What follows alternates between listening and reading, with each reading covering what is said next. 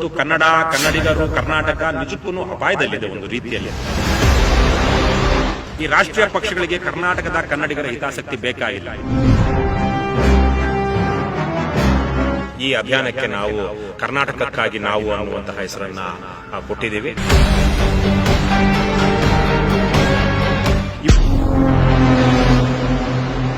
ಕರ್ನಾಟಕಕ್ಕಾಗಿ ಇವತ್ತು ಕನ್ನಡ, ಕನ್ನಡಿಗರು, ಕರ್ನಾಟಕ ನಿಜಕ್ಕೂ ಅಪಾಯದಲ್ಲಿದೆ ಒಂದು ರೀತಿಯಲ್ಲಿ. ಇವತ್ತು ಈ ರಾಜ್ಯದ ಬಡತನವನ್ನ ನಿರ್ಮೂಲನೆ ಮಾಡೋದಕ್ಕೆ ಬೇಕಾದಂಥ ಕಾರ್ಯಕ್ರಮಗಳನ್ನು ಹಾಕೊಳ್ಳದೆ ಸುಮ್ಮನೆ ಹೆಲ್ಪ್ ಲೈನು ಅವರು ಹಾಗೇನೇ ಇರಲಿ ಅನ್ನುವಂಥ ರೀತಿಯಲ್ಲಿ ಹೆಲ್ಪ್ ಲೈನ್ ತರಹದ ಕಾರ್ಯಕ್ರಮಗಳಿದೆಯೇ ಹೊರತು ಇವತ್ತು ನಮ್ಮ ರಾಜ್ಯದ ಬಡವರಿಗೆ ಅತ್ಯಂತ ಬಹಳ ದೊಡ್ಡ ಎರಡು ಶಾಪಗಳು ನಮ್ಮ ಪ್ರಕಾರ ಏನು ಅಂದರೆ, ಒಂದು, ಅವರು ಮಾಡುವಂತಹ ಕೆಲಸಕ್ಕೆ ಸರಿಯಾಗಿ ಕೂಲಿ ಸಿಗದೆ ಇರುವಂಥದ್ದು. ಯಾಕೆಂದರೆ ವಿಶೇಷವಾಗಿ ಉತ್ತರ ಭಾರತದಿಂದ ಬರುವಂತಹ ಬಡವರು ಇಲ್ಲಿ 100, 200, 300 ರೂಪಾಯಿ ಕೆಲಸ ಮಾಡ್ತಾರೆ. ಆದರೆ ಇಲ್ಲಿರುವಂಥ ಬಡವರು 300, 400 ರೂಪಾಯಿಲಿ ಅವರು ಬಡತನ ರೇಖೆಗಿಂತ ಮೇಲೆ ಬರುವಂಥ ಜೀವನವನ್ನು ಕಟ್ಕೊಳ್ಳೋಕ್ಕಾಗೋದಿಲ್ಲ. ಇದೊಂದು ರೀತಿಯಲ್ಲಿ ಅನಿಯಂತ್ರಿತ ವಲಸೆ ಇವತ್ತು ಕರ್ನಾಟಕದಲ್ಲಿ ಕನ್ನಡಿಗರು ಅಲ್ಪಸಂಖ್ಯಾತರಾಗುವುದರ ಜೊತೆಗೇನೆ ವಿಶೇಷವಾಗಿ ಈ ಅನಿಯಂತ್ರಿತ ವ್ಯವಸ್ಥೆ ಏನಿದೆ ಅದು ಕರ್ನಾಟಕದ ಬಡವರ ಮೇಲೆ ವಿಶೇಷವಾದಂತಹ ಒಂದು ದುಷ್ಪರಿಣಾಮವನ್ನ ಬೀರ್ತಾ ಇದೆ. ರಾಷ್ಟ್ರೀಯ ಪಕ್ಷಗಳಿಗೆ ಕರ್ನಾಟಕದ ಕನ್ನಡಿಗರ ಹಿತಾಸಕ್ತಿ ಬೇಕಾಗಿಲ್ಲ.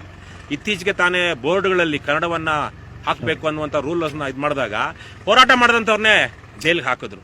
ಹಾಗಾಗಿ ಇವೆಲ್ಲ ಕೇಳಬೇಕಾ? ಇವರಿಗೆ ದುಡ್ಡು ಚೀಪಾಗಿ ಲೇಬರ್ ಸಿಗಬೇಕು, ಇವರ ಆಸ್ತಿ ಪಾಸ್ತಿಗಳು ಬೆಳಿಬೇಕು, ಇವರ ಅಧಿಕಾರವನ್ನು JCB ಪಕ್ಷಗಳ ಅಧಿಕಾರವನ್ನು ಯಾರೂ ಪ್ರಶ್ನೆ ಮಾಡಬಾರ್ದು. ಪ್ರಜಾಪ್ರಭುತ್ವ ಅಂದರೆ ಇವರ ಲೆಕ್ಕದಲ್ಲಿ ಎಲೆಕ್ಟೆಡ್ ಅರಿಸ್ಟೋಕ್ರಸಿಯ ರೀತಿಯಲ್ಲಿ ಏನು ಹಣ ಹಂಚಿ ಹೆಂಡ ಕೊಡಿಸಿ ಚುನಾವಣೆಯನ್ನು ಗೆಲ್ಲುವಂಥದ್ದು ಬಿಟ್ಟರೆ ಕನ್ನಡಿಗರ ಆತ್ಮಸ್ಥೈರ್ಯವನ್ನು, ಕನ್ನಡಿಗರ ವಿಚಾರವಂತಿಕೆಯನ್ನು, ಕನ್ನಡಿಗರ ಮೌಲ್ಯಗಳನ್ನು ಎತ್ತರಿಸುವಂತಹದ್ದಿಲ್ಲ. ಹಾಗಾಗಿ ಮುಂದಿನ ದಿನಗಳಲ್ಲಿ ಕರ್ನಾಟಕಕ್ಕೆ ಬಹಳ ಸಶಕ್ತವಾದಂತಹ ಪರ್ಯಾಯ ಅಂದರೆ ಅದು ಕರ್ನಾಟಕ ರಾಷ್ಟ್ರ ಸಮಿತಿ ಪಕ್ಷ ಮಾತ್ರ.